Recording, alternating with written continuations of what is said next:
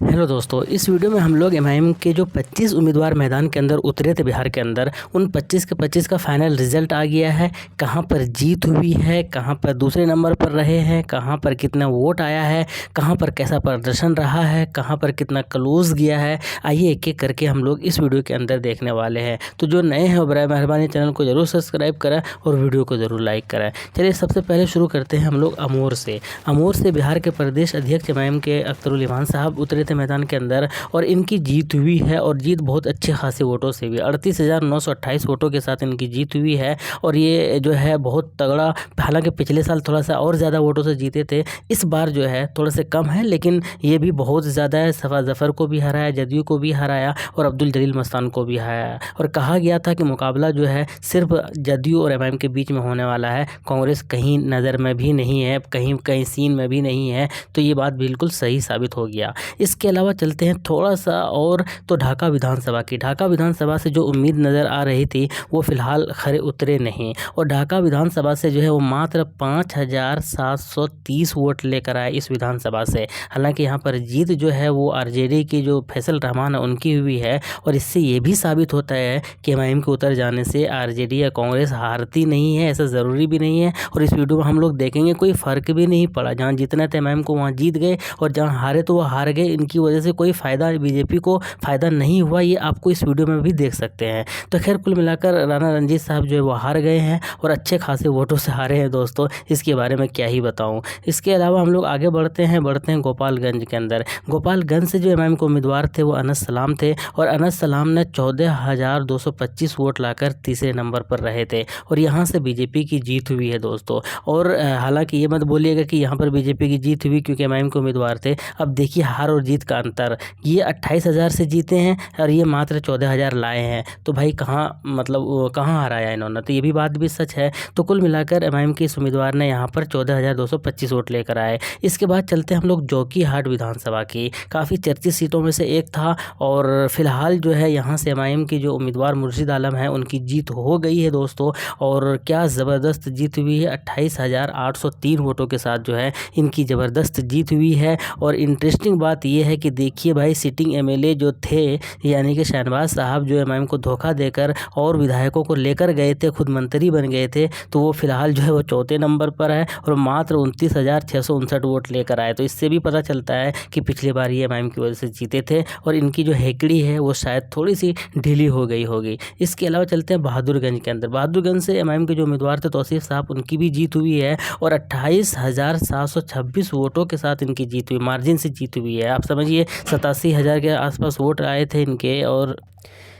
इनकी जीत हुई थी। तो ये भी एक धमाकेदार जीत है और पहले से भी अंदाज़ा लगाया जा रहा था कि ये विधानसभा सीट एमआईएम जरूर जीतेगी। इसके अलावा ठाकुरगंज की बात करते हैं दोस्तों, यहाँ थोड़ा सा इनके जो उम्मीदवार हैं तो गुलाम हसनैन साहब, वो काफ़ी निराश नज़र आए, रोते हुए नज़र आए हारने के बाद। और ये जो है दूसरे नंबर पर रहे, 76,421 वोट ज़रूर लेकर आए। लेकिन यहाँ पर आप बोल सकते हो कि सऊद आलम और आरजेडी की वजह से जो है एमआईएम हार गई, यानी कि वोट कटवा जो है यहाँ पर सऊद आलम नज़र आए। क्योंकि देखिए आप 8,000 से हारे हैं और ये साहब जो 60,000 लेकर आए, तो एमआईएम से तो कम ही लेकर आए, लेकिन हार और जीत का अंतर यानी इनकी वजह से जो है एमआईएम की पार्टी यहाँ से हार गई है। इसके अलावा चलते हैं किशनगंज से। इस नौजवान के लिए थोड़ा सा दुख हुआ, लेकिन इनके हिम्मत को सलाम करना होगा कि इन्होंने कहा है कि भाई हम हर हाल में एमआईएम के साथ रहेंगे, हार गए, हार जीत से फ़र्क नहीं पड़ता और काम करते हुए नजर आएंगे। यहाँ से कांग्रेस की जीत हुई, कमरुल हुदा की जीत हुई है, 12,794 के साथ इनकी जीत हुई है। और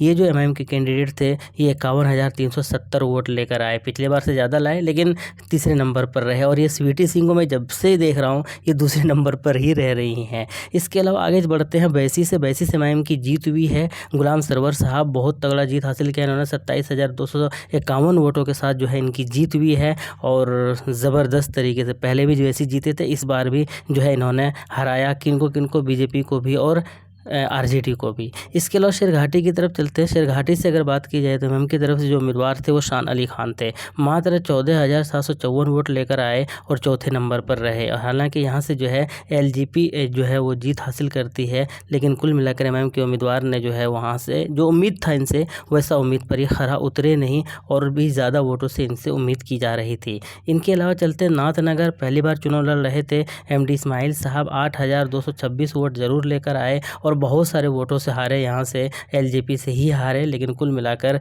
जो है इतने अच्छे वोट नहीं ला पाए। पहली बार चुनाव लड़ रहे हैं नाथनगर से एमएम पार्टी। इसके अलावा सीवान की तरफ चलते हैं। यहाँ से काफ़ी उम्मीदें थी और मात्र जो है वो 3493 वोट लेकर आया है मोहम्मद कैफ़ी साहब, यानी कि यहाँ से उम्मीदें थी, लेकिन एक तरफा जो है वोट मिला यहाँ पर बीजेपी को और बीजेपी यहाँ से जीत गई। इसके अलावा चल आगे बढ़ते हैं क्यूटी से भी काफ़ी उम्मीदें थी अनीसुर रहमान साहब से, और लेकिन कुल मिलाकर मात्र 7,474 वोट लेकर आए और तीसरे नंबर पर रहे। हार गए यहाँ से अनीसुर रहमान साहब, आरजेडी से आए थे एमआईएम पार्टी के अंदर।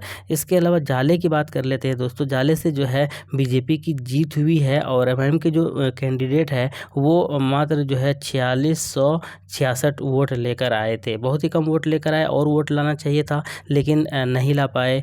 खैर देखते हैं। अगले चलते हैं हम लोग सिकंदरा के अंदर जो है एमआईएम के जो उम्मीदवार है मनोज कुमार दास, वो जो है 10,701 वोट लेकर आए थे और हमें लग रहा था कि यहाँ पर दूसरे नंबर पर तो ज़रूर रहेंगे, लेकिन ये चौथे नंबर पर रहे दोस्तों यहाँ से। और हम जो पार्टी है वहाँ के जो उम्मीदवार हैं उनकी जीत हुई है, लेकिन कुल मिलाकर सिकंदरा से ये उम्मीद लगाया गया था कि क्योंकि ये सीट रिजर्व था एससी कैटेगरी के लिए, तो लग रहा था कि ये जीत हासिल कर लेंगे। इसके अलावा मुंगेर की बात करते हैं दोस्तों। मुंगेर के बारे में भी खूब चर्चाएं हुई, क्योंकि इनके जो उम्मीदवार हैं मुनाजिर हसन साहब एमआईएम के जो उम्मीदवार थे कि भाई ये तो दिग्गज नेताओं में से थे, 3-4 बार एमएलए रह चुके थे, कुछ ना कुछ होगा। लेकिन इससे साफ पता चलता है कि क्यों इनसे ठीक चुनाव से पहले जीएसपी ने, जन स्वराज पार्टी ने इनको उम्मीदवार नहीं बनाया, तब जाकर ये एमआईएम के अंदर शामिल हुआ और एमआईएम ने इनके कद की वजह से जो है इनको टिकट भी दे दिया। जबकि यहाँ पर थोड़ा सा सवालिया निशान ज़रूर है कि ऐसे उम्मीदवारों को टिकट ना देना शायद ज़्यादा बेहतर नहीं है,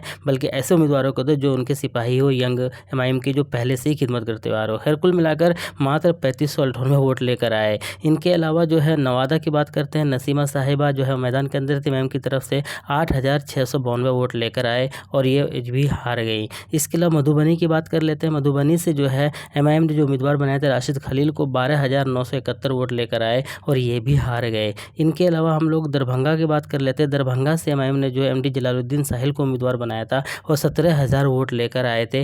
वोट थोड़ा सा और बेहतर ला सकते थे, लेकिन ये भी जो है शायद ठीक है इनके हिसाब से। गोरापुरम की अगर बात करें दोस्तों, तो यहाँ से जो है एमआईएम ने जो उम्मीदवार बनाया था अख्तर शहनशाह को, वो मात्र 3243 वोट लेकर आए। इसके अलावा हम लोग आगे की ओर अगर बढ़ते हैं कस्बा से, तो कस्बा से शाहनवाज साहब को टिकट दिया था और ये 35,309 वोट लेकर आए और तीसरे नंबर पर रहे। हालांकि जो है जीत जो है यहाँ पर एलजेपी की हुई है। इसके अलावा हम लोग बढ़ते हैं अररिया से। अररिया के अंदर अच्छे खासे वोट लेकर आए, जहाँ पिछले बार मात्र 5,000 वोट लेकर आए थे, यहीं पर इस बार जो है वो 53,421 वोट लेकर आए। हालांकि तीसरे नंबर पर रहे और थोड़ा सा मेहनत कर सकते थे और ज़्यादा ये अच्छा परफॉर्म कर सकते थे। शायद आने वाले वक्त में इनसे काफ़ी ज़्यादा उम्मीदें भी हो सकती है। इसके अलावा कोचा धमन की बात कर लेते हैं दोस्तों। कोचा धमन से सरवर आलम को उम्मीदवार बनाया था और ये साहब जीत गए हैं, 23,021 वोटों के साथ जीत गए हैं। इनके अलावा नरकटिया के अंदर जो उम्मीदवार थे उनका नामांकन रद्द हो गया था।